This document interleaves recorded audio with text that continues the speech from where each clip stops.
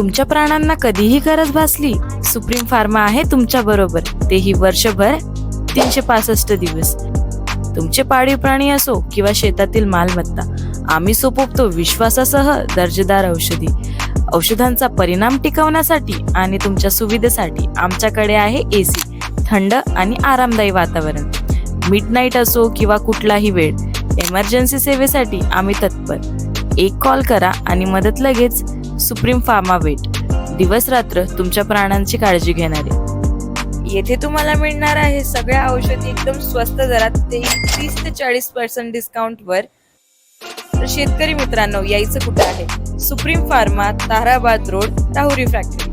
आवाज जनतेचा, लढा सर्वसामान्य जनतेच्या न्याय हक्कांसाठी. राष्ट्रवादी काँग्रेसचे राष्ट्रीय अध्यक्ष शरद पवार हे आज श्रीरामपूर इथं नियोजित कार्यक्रमात जात असताना राहुरी फॅक्टरी येथील विवेकानंद नर्सिंग होम इथं त्यांनी सदिच्छा भेट दिली. त्यावेळी त्यांचे स्वागत करण्यात आलंय. आज कैलासवासी बाबुराव दादा तनपुरे यांची पुण्यतिथी असल्यानं यावेळी शरद पवार यांनी स्वर्गीय तनपुरे यांच्या प्रतिमेस अभिवादन केलं.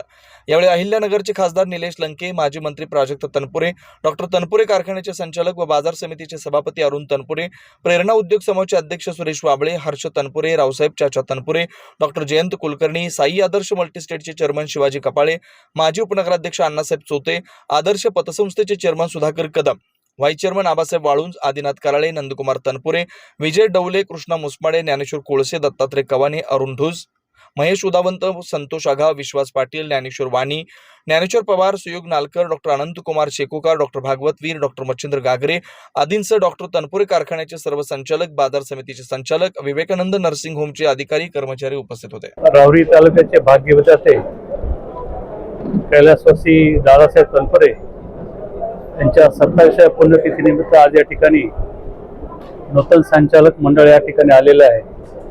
आणि आज या पुण्यदिनाचं औचित्य साधून या विवेकानंद नर्सिंग होममध्ये सर्व रोग निदान, त्याचप्रमाणे मूळव्याध, सांधेवात, स्त्रीरोगतज्ञ, नेत्ररोग शिबिर या ठिकाणी आयोजित केलेलं आहे, की ज्यायोगे राहुरी तालुक्यातील गोरगरीब जनतेला ही सेवा या ठिकाणी मिळू शकेल.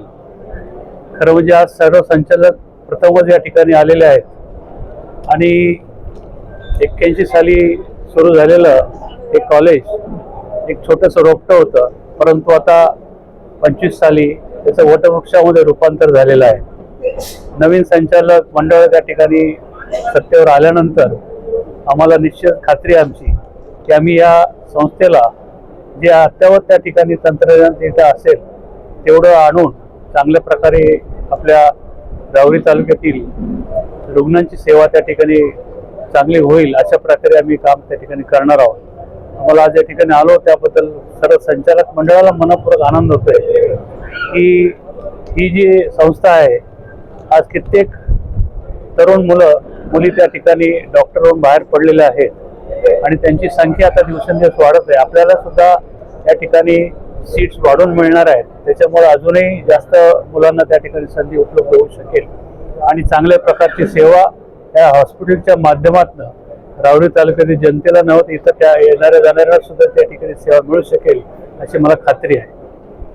आपल्या या शिबिरात आज राष्ट्रवादी शरदचंद्रजी पवार साहेबांची भेट दिली, काय सांगा? खरं म्हणजे त्यांचा दौरा नगरहून श्रीरामपूरला त्या ठिकाणी होता.